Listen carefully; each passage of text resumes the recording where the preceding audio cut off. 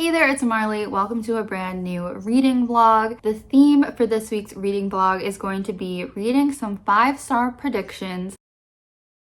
I've done a couple of these vlogs before for romance books and thriller books, but this time we're going to be doing fantasy books. So these are 3 books that are fantasies. I think they're all young adult fantasy that I just have this 5-star feeling about. I've talked about them before when I pulled them and when I did the 5-star predictions tag last year, which I'll link that down below if you want to watch that. I talk more about why I consider these all 5-star predictions, but I'm really excited. Oh my God, Peach. She wants to be on camera. I'm trying to read more 5 stars this year because I just felt like I didn't have enough of them last year. So very excited to do this little reading project. So I'll introduce you to the 3 books very quickly. But first of all, we have A Study in Drowning by Ava Reid. I know this is about a girl who goes to the library, like the estate of her favorite author. And then there's also another guy there and they kind of start working together to figure out if her favorite author was a fraud or not. I am already pretty deep into this one, so that's all I'll say for now, and I'll save the rest for my reading updates. Oh, and I've never read anything from this author. I've never read anything from any of these authors, so the reason they're 5-star predictions has nothing to do with like my impression of the author or any previous books they've written. They're all just based on this book and the premise that I've heard and the response I've heard from other readers. So the next one is Divine Rivals by Rebecca Ross. I know this is about 2 people who have like a star-crossed lovers connection. They're corresponding to each other during this war between the gods. So we will see, and this is a series. I know there is a sequel, which I've already bought. So I hope I enjoy this series because I have invested. And then the last one is going to be A Far Wilder Magic by Allison Croft. I know this one has to do with a competition, like a hunt for a magical creature. And again, there is a romance between, I think, the 2 people who end up teaming up. So those are the very brief little premises, and I will get more into the plot and my feelings as we film the vlog.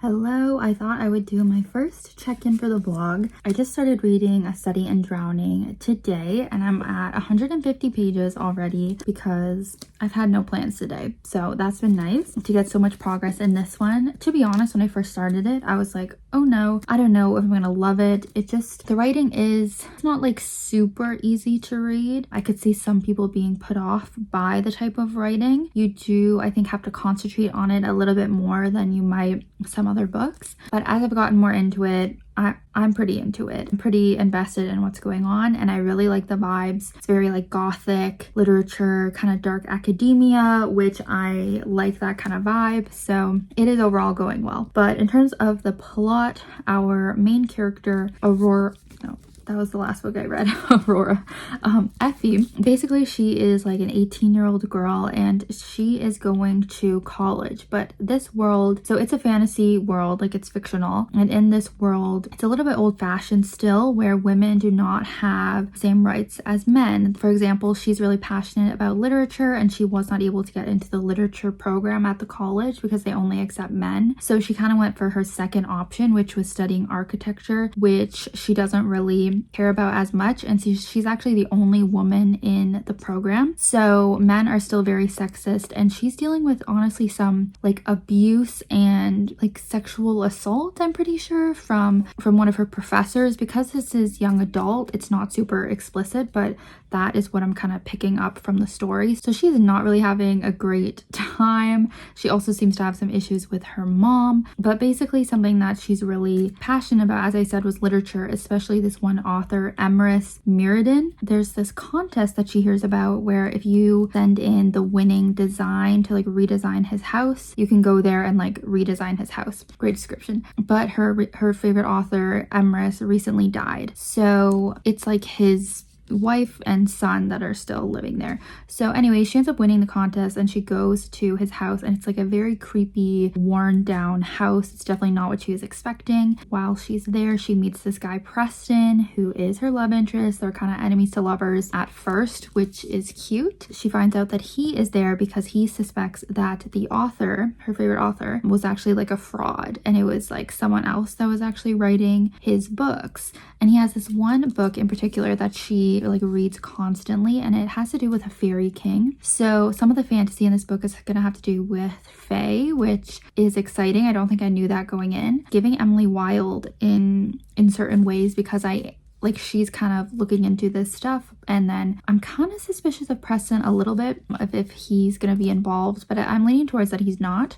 Like, he's not going to be a fairy or anything suspicious, but we'll have to see. Yeah, I don't want to reveal too much more about the fairy king, but there's this lingering, like, is the fairy king kind of real or not? She's just really obsessed with the story that has to do with him, and there's definitely some, like, ominous, as I said, like, gothic vibes to the book. A lot of dark, creepy stuff going on. And then we have kind of the light, which is her and Preston's budding kind of friendship as she decides to start working with him to figure out if the author was a fraud or not. Obviously, she doesn't think he is because it's her favorite author. She's idolized, but yeah, that's what they're trying to figure out. I won't say too much more than that because I am quite far into it now, but I have some, suspicions. I have some theories. I won't say in case they're right, but I think based on some of the stuff I've already talked about, I think we're going to keep exploring this theme of like women and them being like abused and beaten down by men and not having the same like rights and things like that. I think that's going to be a big theme moving forward. So we'll have to see. As I said, I could see certain people not totally getting into it, but I think by this point I am. I'm definitely excited to keep reading. It is 10 p.m.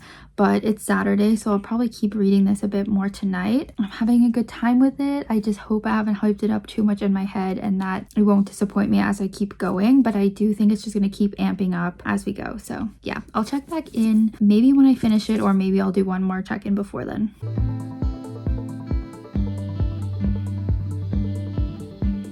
Hey guys, it's the next morning. I actually read another 100 pages of A Study in Drowning last night. I actually couldn't get enough of it. I'm really enjoying it. Reading 250 pages in a day is pretty good for me. So I'm really excited to dive back into it today. I have some other things I want to do. Like, I was filming some videos and I have some errands to do, but kind of hoping I can just finish it today, to be honest. I think if I get the time to just sit and read again, I'll knock it out. But I'm just really frustrated with the characters at this point. Like, I don't want to spoil, but this is for people who have read the book. Like, there's something that's so obvious to me that our characters have not figured out. There's a bit of a mystery, but it's very obvious to the readers. I'm pretty sure any reader would have figured out this certain reveal that's gonna come, and it's just taking so long for Effie and Preston to figure it out. And I'm just like, okay, come on. I know sometimes the readers figure things out before the characters, but this is getting to be a little bit much.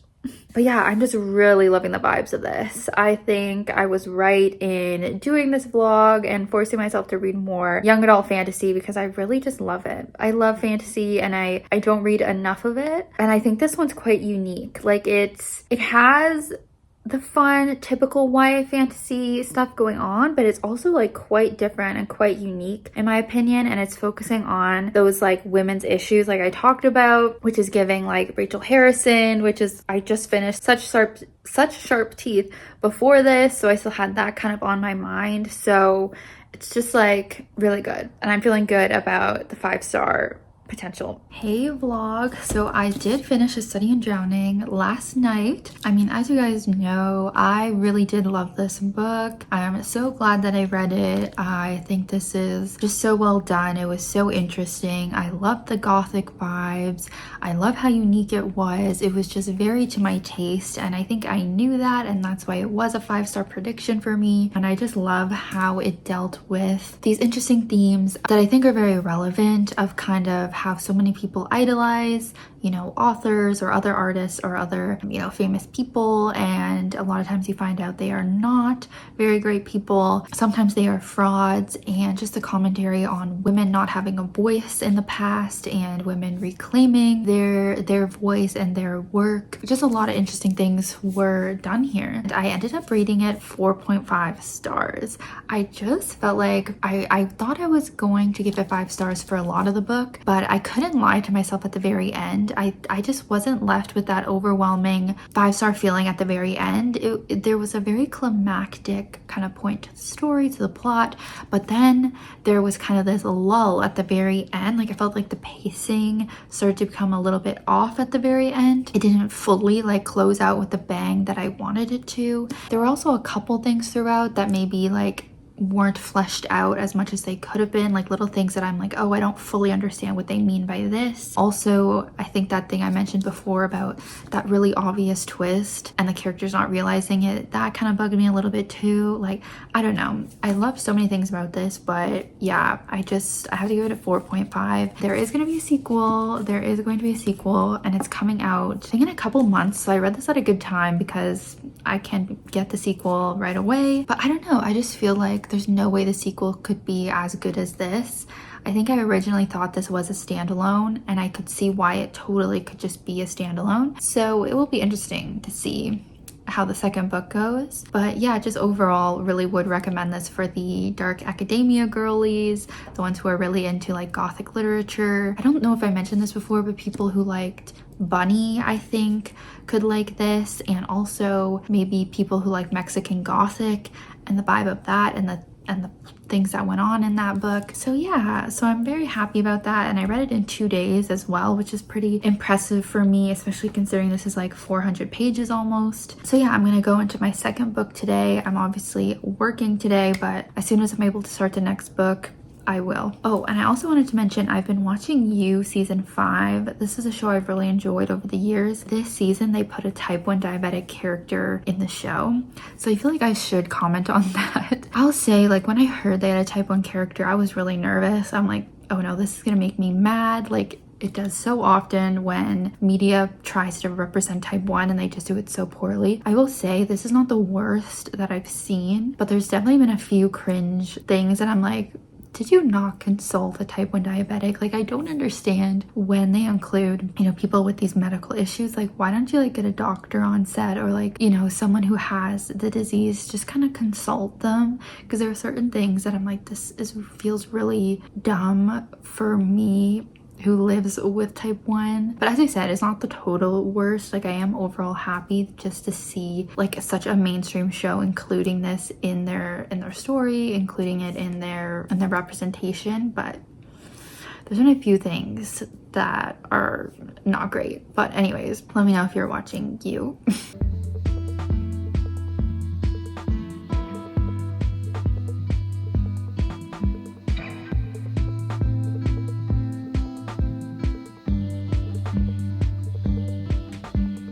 Alrighty, so I am about 100 pages into Divine Rivals, so maybe I'm updating a little early again, but I don't know, I feel like I could start talking about the book and my thoughts. This book is a little bit different than I thought. I guess I didn't know a ton about the plot other than it's about two people like sending letters to each other during a war. The fantasy is pretty light so far, but I could see it picking up now. But yeah, we have our two main characters, Iris and Roman, and they are both working at this Gazette newspaper. It has a very old-timey vibe to this world, but it is a fantasy world because there are gods, and these two gods are at war. Iris's story is that her brother went off to fight in the war on the one god's side, the female god. She hasn't heard from her brother since, so she's quite upset. And then her mother has also been really upset, and she's become a drunk. So her life's not going great, but she is, you know, working at the Gazette, trying to get money to provide for her and her mother. Then we have Roman. He's also working at the Gazette, but he comes from a more well-off, privileged family, and they start sending messages to each other, letters, through this kind of magical portal. Somehow it's connecting the two of them. When Iris puts letters in, I think it's her wardrobe, they like disappear and they show up in Roman's room. So I don't know why there's this magical connection. There's not a ton of fantasy elements in the book, so, you know, hard to really wrap your head around like this magic system and what's going on. We haven't been exposed to a lot of it besides knowing there's gods, and apparently there are monsters as well, so I think that's going to come into play later as well. But the thing is that Iris doesn't know who she's corresponding with, but Roman knows that it's Iris based on some of the details she's written in her letters. And at first I didn't like that, because the secret online friends or secret correspondence in romances, I don't really like when there's like this power imbalance when one person knows who they're talking to and the other one doesn't. So I didn't love that Roman knows that it's her. I still don't really love that. Again, it does just give him that kind of power over her, like I was saying, but in a way I see why the author would do it. It makes Roman kind of fall faster for Iris because he really is getting to know her, and then I feel like it leaves Iris to not really know her full feelings for Roman because she just knows of him from how he is at the newspaper, and they are competitors. They're trying to get the same job position, and they just really don't like each other. They're bantering and all the typical rival kind of stuff. So that is a fun dynamic between the two of them. And then I really shouldn't say too much more about the plot, but we did just have some kind of major things happen. I think this was the end of part 1. Moving into part 2, we're gonna have some different stuff going on. I think one of the characters is gonna get more involved with the war, so I'm interested to see if their correspondence continues now that they are not both at their homes, which is where like this portal seems to have been for them to correspond. So I'm like, are they gonna be able to keep writing to each other? Like, I'm curious to see. But I am liking it. Again, I guess it's always a struggle to start a new book, I feel, especially when you really enjoy the last one you read. Like when I first started this, I was like, oh, I don't want to read a new book. Like I just really like to study and drowning. But now I've gotten into it, and I do see why a lot of people would like this. I feel like this would be like a good movie too. Yeah, I'm quite curious about the fantastical elements and seeing more of the gods and the monsters and what other magic is in this world besides just that and this magical portal. So I will just check back in later when I read more of the book. I do have a busy work week this week. I have like a conference I'm going to for a couple days, but hopefully I can still read a decent amount.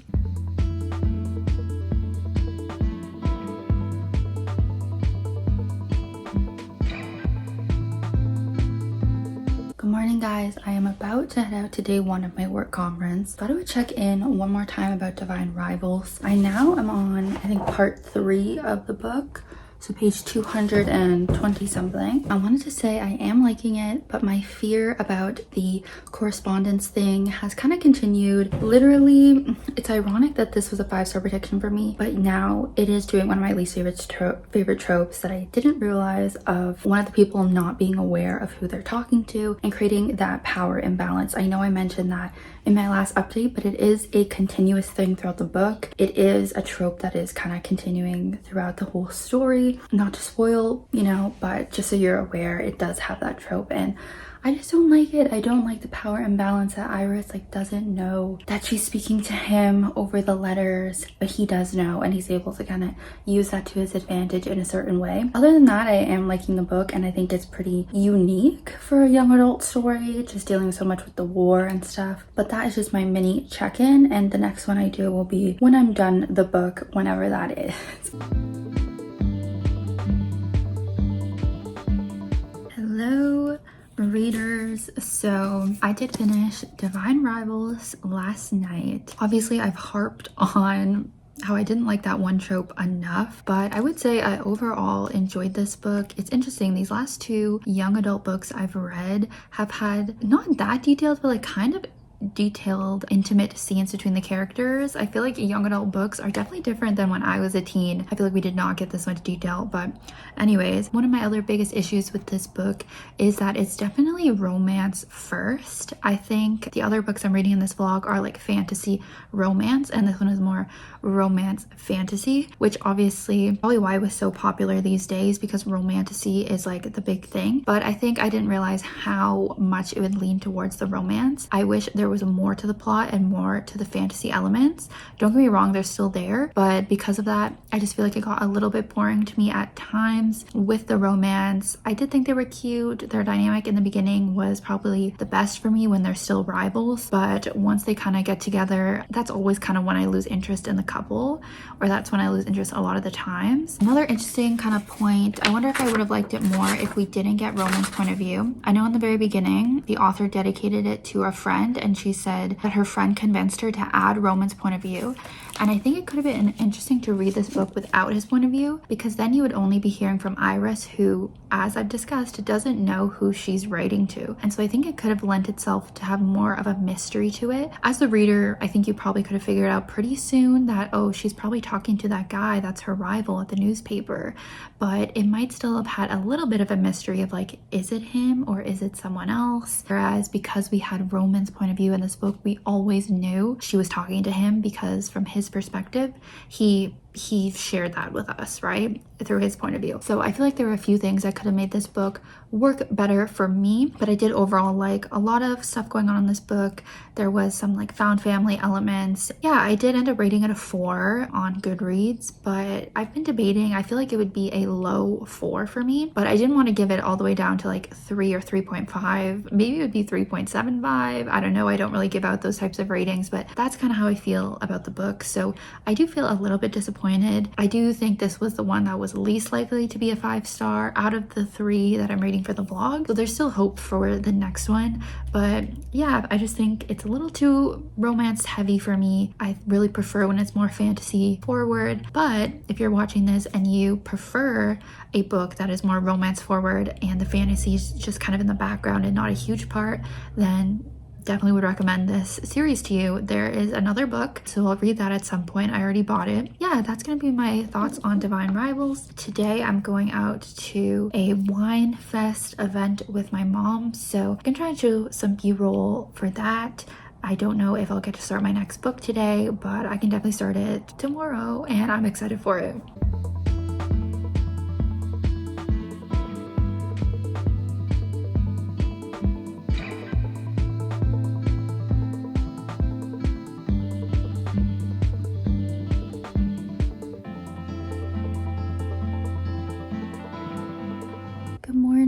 I was thinking of doing an update. I'm 100 pages in, and I think I've been doing 100-page updates for the other books, but our power is out this morning. So I've been getting ready in the dark. Well, obviously this is natural light, but in the bathroom it's dark. And now I'm just kind of a little frazzled, so maybe I'll just wait and update tonight once I've read a little bit more. Now I just have to hope that the subway's working. If the power is down in our whole kind of area, I hope the subway's working so I can get to work. I'm back and I'm ready to update about A Far Wilder Magic. Can you tell it was humid out today?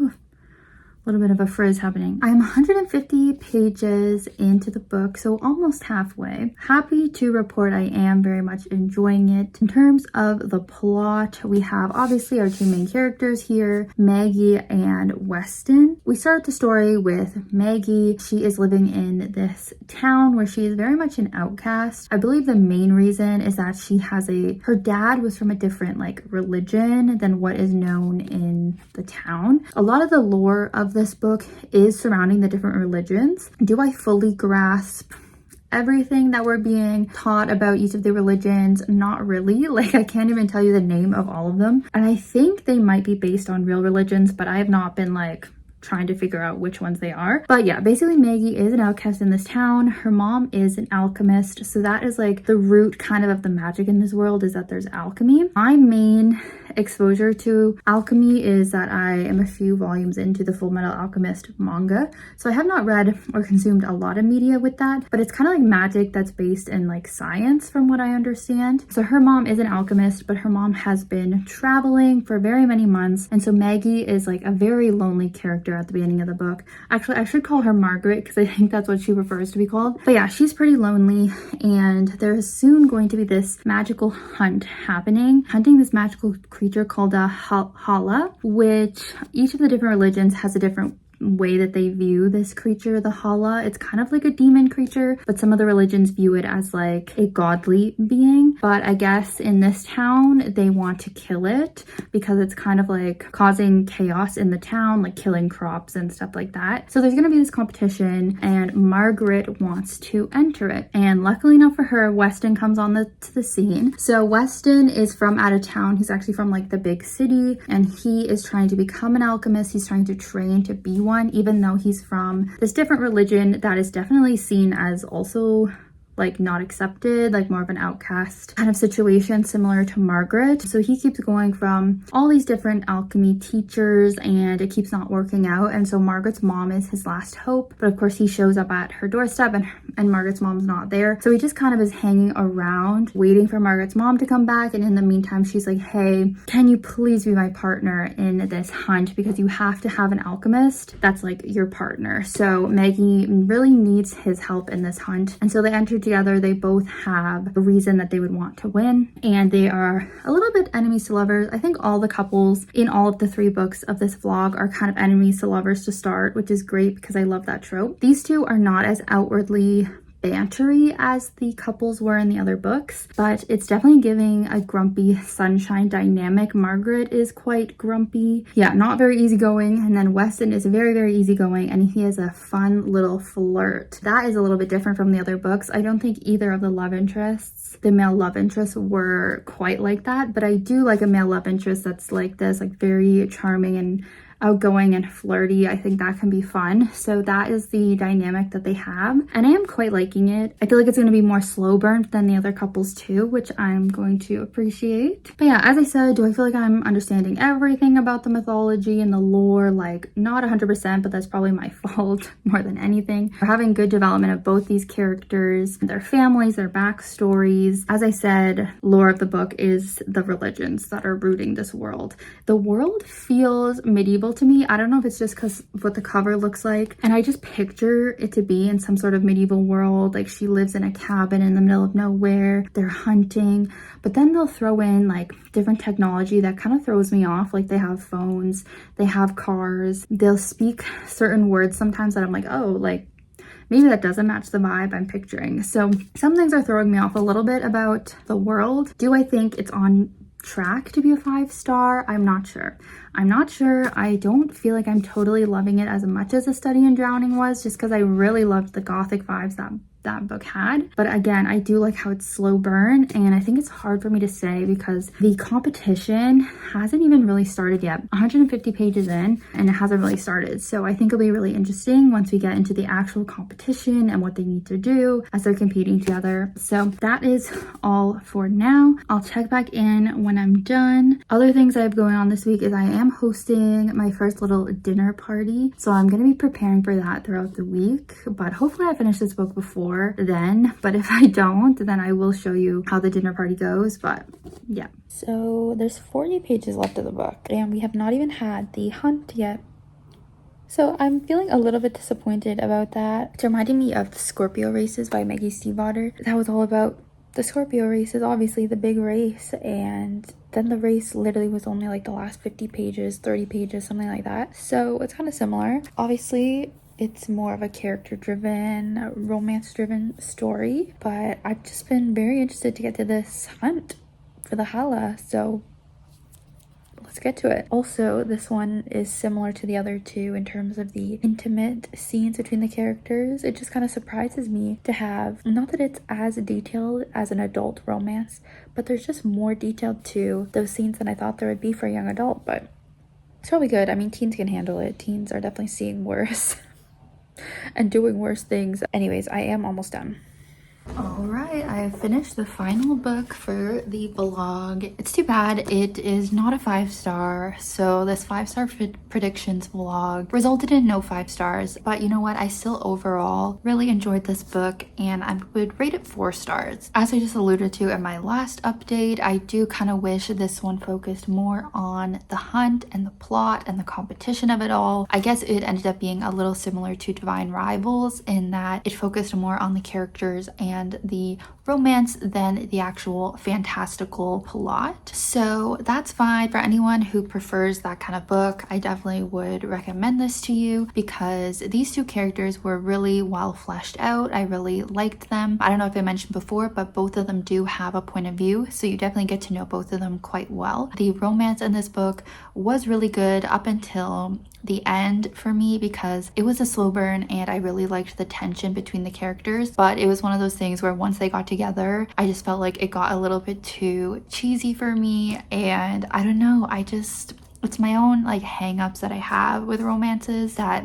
a lot of times I just lose interest when the characters like get together and are like fully admitting that they're in love and stuff like that. So that's my own issue, but still enjoyed it, and I think the world was interesting even though we didn't have as much focus on the lore and the mythology as I could have liked. But this book definitely explores themes of immigration, of racism, stuff like that, which is interesting because I feel like I don't see those themes explored a ton or not quite done in this way. So I definitely would read more from Allison Saft, and I definitely am glad that I read it. So obviously A Study in Drowning was my favorite book of the vlog. 4.5 stars is really good, so close to that full 5-star rating. But yeah, I just really think highly of that book and would definitely be interested in reading more from Ava Reid. My second favorite would be A Far Wilder Magic, which I just talked about, and then my least favorite would be Divine Rivals, but still enjoyed that book overall, and so I would be interested in reading more from all of these authors even though they were not 5 stars. Anyways, if you made it all the way to the end here, I want to thank you for watching. Please leave me a comment if you want, like letting me know if you've read these books or if there's any books that have similar vibes to all of these, because I definitely do still like what all of these books had to offer. I hope you have a great rest of your day, and I will see you soon with a new video. Bye.